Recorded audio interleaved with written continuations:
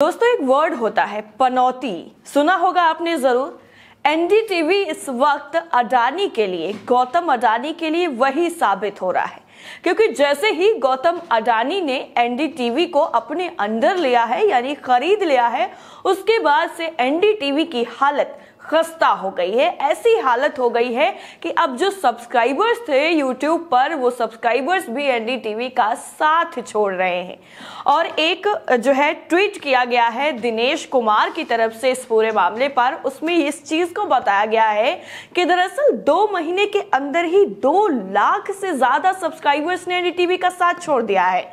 जब तक रवीश कुमार थे सब्सक्राइबर्स बढ़ रहे थे, लेकिन जब से रवीश कुमार ने एनडीटीवी को छोड़ा उसके बाद से ही एनडीटीवी के सब्सक्राइबर्स घटना शुरू हो गए। और यह बताया गया है अब कि एनडीटीवी के सब्सक्राइबर्स जो है वो 2 लाख से ज्यादा कम हो गए, यानी एनडीटीवी जो है वो घाटे में जाना शुरू हो गया है। एनडीटीवी के बुरे दिन शुरू हो गए हैं, ऐसा कहना गलत नहीं होगा। एनडीटीवी से आपको बता दें अभी हाल ही में कई दिग्गज लोगों ने इस्तीफा भी दिया है। और रवीश कुमार के वहीं आपको बता दें सोशल मीडिया की अगर यूट्यूब की सिर्फ बात की जाए तो 40 लाख से ज्यादा सब्सक्राइबर्स हो गए हैं।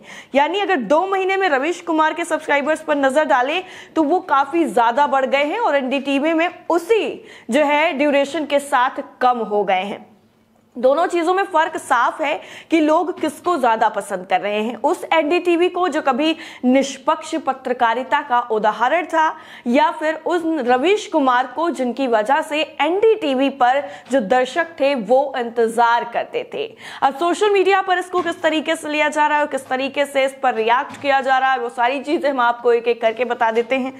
सबसे पहले हम आपको ट्वीट दिखा देते हैं दिनेश कुमार का ही। इन्होंने इस पूरे मामले पर जो लिखा है वो आप एक बार सुन लीजिए, देख लीजिए, उसके बाद आगे ट्वीट्स पर चलते हैं। लिखा है रवीश कुमार के एनडीटीवी छोड़ते ही नए सेठ के मालिक बनते ही एनडीटीवी इंडिया यूट्यूब चैनल के 2 महीने में 2 लाख सब्सक्राइबर्स घटे। ये तो होना ही था। वहां बचे कौन? सिर्फ चाटुकार पत्रकार जो अब भी मौज में हैं, यानी जो निष्पक्ष पत्रकार हैं वो एनडीटीवी के साथ अब जुड़ा रहना पसंद नहीं कर रहे हैं। ऋतु चौधरी आईएनसी से हैं, इन्होंने भी लिखा है कि एनडीटीवी इंडिया यूट्यूब चैनल के 2 महीने में 2 लाख सब्सक्राइबर्स घटे। ये अपने आप में वाकई बहुत सारी चीजों को क्लियर कर देता है।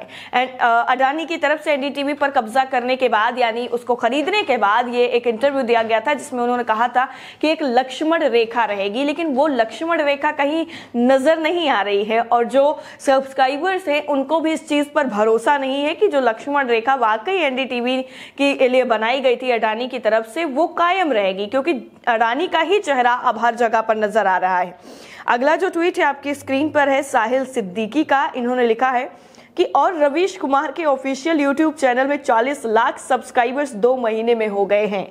इधर से घटे हैं उधर बढ़ गए हैं। अगला ट्वीट है आयुष तिवारी का। इन्होंने लिखा है कि ऐसा नहीं है, अच्छे लोग हैं अभी एनडीटीवी में, इतना जल्दी एनडीटीवी को बदलना मोदी जी के मुताबिक नहीं कर पाएंगे। इनकी बात इनकी जगह पर भी सही है कि कोई भी संस्थान होती है वहां पर सभी लोग एक जैसे भी नहीं होते हैं और सभी लोग बुरे भी नहीं होते हैं। और लिखा है कि many more they are best journalist according to me for as of now. इसमें इन्होंने संकेत, उमाशंकर सिंह, निधि, सौरभ और रवीश कुमार को टैग किया है कि इतने लोग जो हैं वो मेरे अकॉर्डिंग अभी भी जो है पूरी तरीके से निष्पक्ष हैं। कुछ सालों के बाद हो सकता है कि ये लोग भी एनडीटीवी को छोड़ दें, उसके बाद जो है क्या होगा वो लोगों पर डिपेंड करता है। और अडानी इस मामले में क्या कहते हैं वो उनके ऊपर डिपेंड करता है।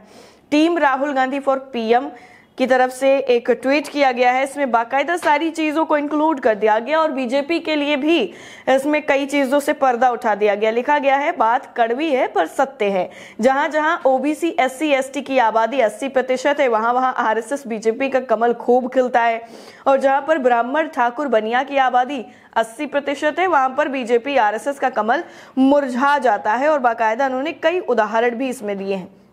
दिव्या सिंह हैं, लिखती हैं बंद हो जाएंगे इस तरह के चैनल जो चाटुकारिता करते हैं, जो निष्पक्ष पत्रकार होना उनकी खूबी होती है उस चीज को छोड़ देते हैं। रविंद्र सिंह वोहरा हैं, लिखते हैं एक रवीश सब पर भारी।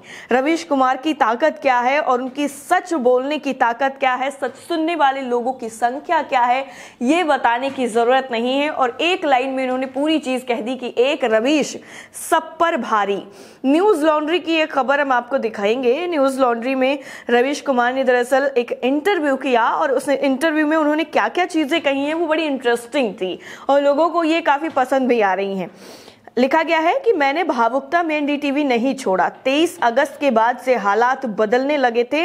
और ये रवीश कुमार का कहना है, यानी एकाएक उन्होंने एनडीटीवी को नहीं छोड़ा। उन्होंने सिर्फ भावुकता में नहीं छोड़ा कि एनडीटीवी जो है हम भावुकता होकर इमोशनल हो गए उसके बाद हमने छोड़ दिया। उन्होंने कहा कि अगस्त के बाद से हालात इस कदर बदल गए थे कि इस बारे में डिसीजन लेना ही था। इस बारे में लिखा गया है कि 2014 के बाद से बड़े बदलाव जो है मीडिया में आने शुरू हो गए, जिसका सिलसिला जो है 2022-23 तक आते आते काफी ज्यादा रपटीला और घटनास्पद हो गया। यानी ऐसा हो गया कि या तो यहाँ पर रपट जाओ या तो फिर यहाँ से हट जाओ। और पूरी तरीके से एनडीटीवी का निजाम बदल गया और देश के सबसे अमीर व्यापारिक घराने अडानी समूह की संपत्ति में शुमार हो गया। लेकिन रवीश कुमार ने यह कहा कि ऐसा नहीं है कि मैंने भावनात्मक रूप से यूं ही छोड़ दिया, मैंने काफी वक्त लिया। 23 अगस्त के बाद बहुत सी चीजें होती हैं जो शब्दों में नहीं दिखाई देती हैं, लेकिन आप हवा में महसूस कर सकते हैं कि कुछ बदल रहा है। और ये सिलसिला जो है वो काफी वक्त तक चला, जिसके बाद ये फैसला लेना पड़ गया। आपको बता दें कि एक और हमने आपको खबर भी दिखाई थी जिसमें एनडीटीवी के अधिग्रहण के 1 महीने के बाद ही NDTV group president Suparna Singh समेत 2 लोगों ने इस्तीफा दे दिया था। और इस खबर के आने के बाद से ही लोगों के अंदर काफी ज्यादा सवाल भी उठ रहे थे कि अब एनडीटीवी का क्या होगा, क्या एनडीटीवी बंद हो जाएगा।